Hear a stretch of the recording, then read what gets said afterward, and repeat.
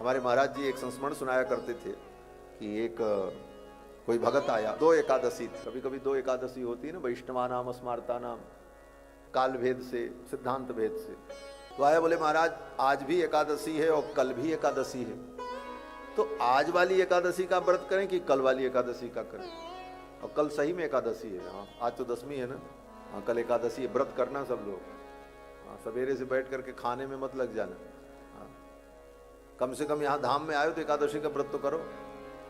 एकादशी का व्रत करने से भगवान की भक्ति बढ़ती है, भगवान की भक्ति मिलती है, भगवान के चरणों में प्रेम बढ़ता है। इसलिए एकादशी का व्रत तो जरूर करना चाहिए। कल एकादशी, और एकादशी में तो अगर व्यक्ति अन्न खाता है तो बिना पाप किए पापी हो जाता। क्यों? बोले एकादशी के दिन सब पाप आकर के अन्न में बैठ जाते हैं। ये एकादशी तिथि जब आई ना, तो जितने पाप थे सब चिल्लाने लगे, कहां जाएं, ये एकादशी तिथि हमको भस्म कर देगी, बचने की कोई जगह नहीं है। तो सारे पाप भगवान के पास गए। बोले महाराज हम कहां जाएं? तो भगवान ने कहा अब आज एकादशी है, तुम कहीं भी जाओगे तो बच नहीं पाओगे, एकादशी तिथि तुम्हें भस्म कर देगी। तो पापों ने कहा कोई जगह बताओ जहां हम जाकर के बच जाएं। तो भगवान ने कहा जाओ अन्न में जाकर के बैठ जाओ। आज के दिन अन्न कोई छूता नहीं, आज के दिन कोई अन्न खाता नहीं, तो एकादशी के दिन तुम जाकर के अन्न में बैठो तो वहां सुरक्षित रहोगे। तो सारे पाप एकादशी के दिन जाकर के अन्न में बैठ जाते हैं। और एकादशी के दिन जो अन्न खाया बिना पाप किए, सारे पाप को अपने अंदर ले लिया, सारे पाप उसके अंदर आ गए। बिना ब्रह्म हत्या किए ब्रह्म हत्या लग गई, बिना जो है जीव हत्या किए जीव हत्या लग गई, अन्न खाए सारा पाप गया आपके अंदर। इसलिए एकादशी के दिन तो किसी भी स्थिति में अन्न का सेवन नहीं करना चाहिए, अन्न का सेवन नहीं करना। फलाहार करो, दूध पियो, ड्राई फ्रूट्स खाओ, खूब फल खाओ, अच्छी अच्छी चीज तो बहुत सारी चीज भगवान ने बनाई है, कोई कमी थोड़ी। एक दिन अन्न नहीं खाएंगे काम चलेगा? इच्छा शक्ति होगी तो सब कुछ हो जाता है। भक्तमाल में बड़ी सुंदर कथा है, श्री नामदेव जी की कथा। पंडरीनाथ भगवान के परम भक्त श्री नामदेव जी, उनकी एकादशी व्रत की निष्ठा ऐसी विलक्षण। महाराज उनकी एकादशी की निष्ठा की परीक्षा लेने के लिए भगवान आए, और एकादशी के दिन आए, बूढ़े ब्राह्मण का रूप धारण करके, कांपते हुए डगडग ऐसे करते, अब गिरे कि तब गिरे। नामदेव जी ने प्रणाम किया, बोले विप्र देवता कैसे पधारे? तो भगवान ही ब्राह्मण बन करके आए थे, पंडरीनाथ भगवान। पंडरीनाथ भगवान ने कहा नामा मुझे बहुत भूख लगी है, मुझे कुछ खिला दे। तो क्या खाएंगे आप? आज तो एकादशी है। तो भगवान ने कहा मुझे भूख लगी, मुझे चावल खिलाओ, मुझे चावल खाने की इच्छा है। अगर चावल नहीं मिला तो मेरा प्राण निकल जाएगा, मुझे भात खाने की इच्छा है। नामदेव जी ने कहा विप्र देवता मैं आपको प्रणाम करूं, आज तो मैं आपको भात और चावल दाल नहीं खिला सकता। आप फलाहार कहो तो खिलावें, फल खिलावें, मेवा खिलावें, दूध पिलावें, लेकिन अन्न तो मैं नहीं दे सकता, मैं तो अन्न छू भी नहीं सकता, आज तो एकादशी है। भगवान ने कहा नहीं हम तो खाएंगे। भगवान के लिए एकादशी नहीं होती, एकादशी मनुष्यों के लिए, हमारे आपके लिए। एकादशी के दिन भगवान को तो अन्न का भी भोग लगता है, लेकिन हम नहीं खाते।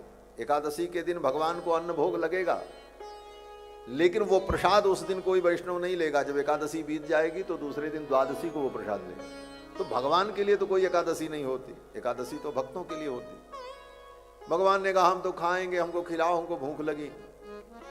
नामदेव जी ने कहा आज तो किसी कीमत पे हम आपको अन्न नहीं दे सकते। बूढ़े ब्राह्मण के रूप में आए हुए भगवान ने कहा तब तो मैं मर जाऊंगा, अगर अन्न नहीं मिला तो मेरे प्राण चले जाएंगे। नामदेव जी ने कहा अब जी करके करोगे भी क्या, बूढ़े हो ही गए हो, मर जाओ तो ठीक ही है। और आज एकादशी के दिन मरोगे तो सीधे वैकुंठ ही जाओगे, क्या चिंता है। लेकिन हम आपको अन्न नहीं देंगे। ब्राह्मण देवता ने कहा अगर नहीं मिला तो मैं यहीं मर जाऊंगा। बोले कोई बात नहीं महाराज, अगर आप जिंदा रहोगे तो कल आपको भोजन कराएंगे, अगर आपका शरीर छूट गया तो फिर आपका अंतिम संस्कार भी हम ही करेंगे, कौन करेगा। ऐसे कट्टर नामदेव जी ने कहा अन्न नहीं देंगे। भगवान भी बड़े हठी, ठाकुर जी ने कहा आज कुछ नाटक हो ही जाए। भगवान ने क्या किया बोले, कुछ देर तक तो भगवान ब्राह्मण के रूप में बैठे बैठे कलपते रहे, मुझे खिलाओ मैं मर जाऊंगा मर जाऊंगा, और कुछ देर बाद हाथ पांव फैला दिया, मरने का नाटक किया।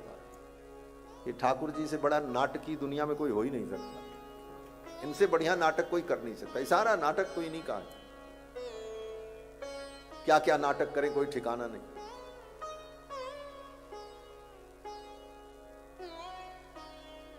हमारे अयोध्या में एक महात्मा जी थे, श्री घनश्याम दास जी महाराज। तो भगवान के सामने जब बैठे मंदिर में, तो भगवान से बड़ा प्रेम उनका स्नेह था, ठाकुर जी को कुछ खरी खोटी सुनाते भी थे। तो हम लोग जाएं तो कहते थे, देखो अपने तो ब्याह करके दुल्हन को लेकर के बैठे हैं मंदिर में, हम लोगों को वैराग्य का उपदेश करते हैं, दुनिया से विरक्त रहो, इनसे पूछो ये नाटक किस लिए है। और फिर कहा करके रोते थे, बड़े प्रेमी थे महात्मा। तो ठाकुर तो अपने भक्तों के भक्त, उनको कुछ भी कह लेते हैं, सुन लेते हैं, ये इनका अपना विषय है। ठाकुर जी से बढ़िया नाटकी कोई हो नहीं सकता। ऐसा नाटक किया, हाथ पांव पसार दिए, बोले मर गए, सांस बंद।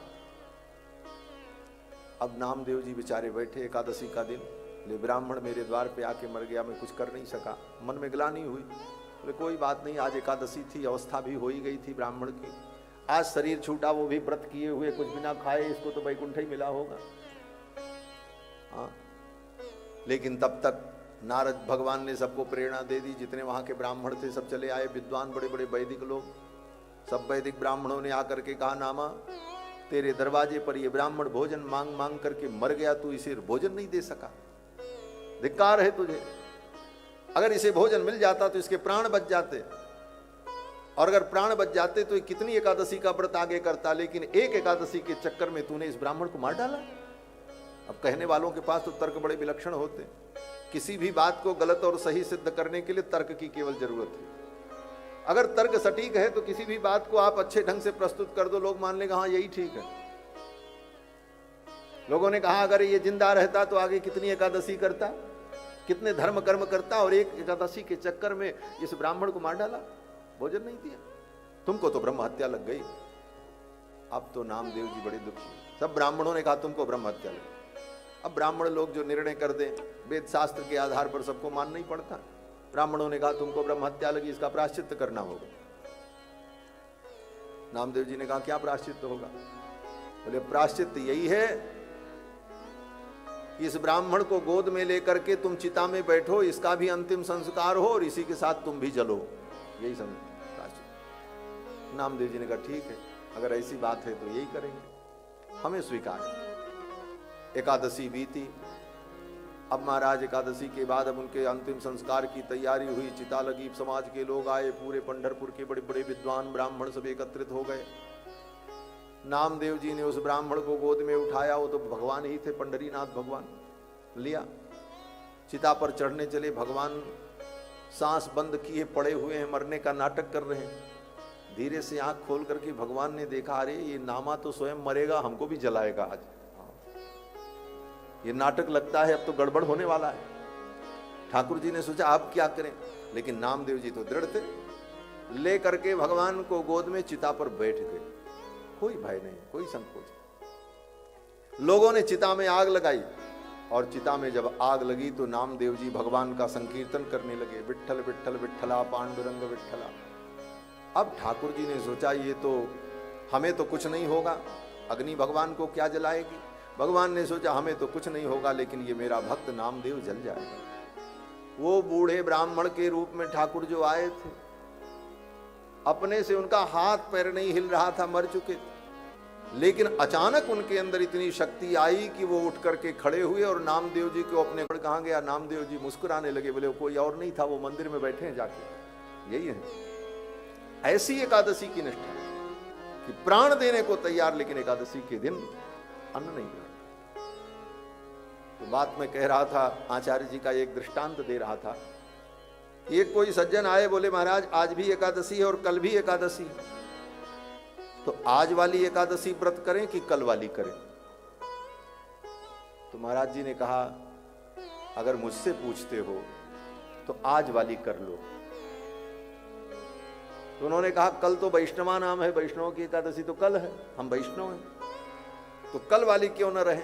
तो महाराज जी हंसने लगे। महाराज जी ने कहा अगर कल तुम रहना तो कल वाली भी रह लेना, आज वाली तो आज रह लो, कल का कौन ठिकाना, कल तुम जिंदा रहोगे कि नहीं रहो।